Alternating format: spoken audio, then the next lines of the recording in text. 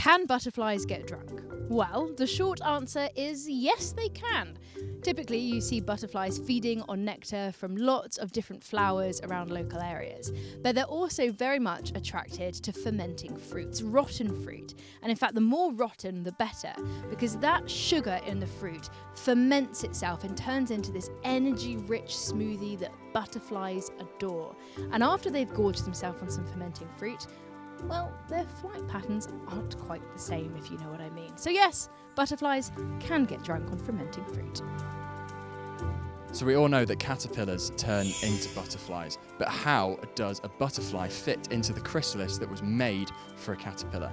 Well, as it starts off, the butterfly will have very damp wings that are all folded together very tightly in that cocoon, all cramped together. And then when it emerges, when it breaks free from that chrysalis, it will hold its wings out and start pumping fluid into them, and then it will dry them out until they harden before it can fly away, a process that I've never seen before that I would love to see because it sounds awesome.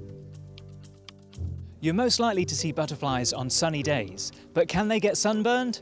Well, amazingly, they have melanin in their exoskeletons, and also it's thought that their scales and the hairs on their wings help protect them from the sunlight so that they can spend time in the sun but not suffer for it.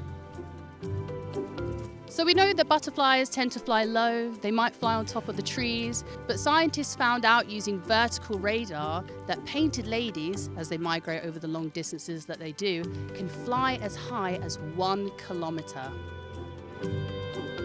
Although we don't know which UK species may win in a 100-metre sprint, we do know that skippers are some of the most fastest species in the world, with their short darting flights of up to 37 miles per hour.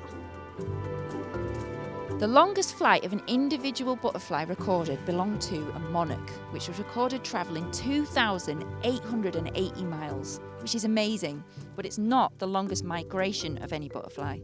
The painted lady's annual migration covers 9,000 miles, starting all the way from tropical Africa up to the Arctic. Now, that's not an individual butterfly, but that can happen in up to 10 successive generations, each individual generation just covering a leg of that journey.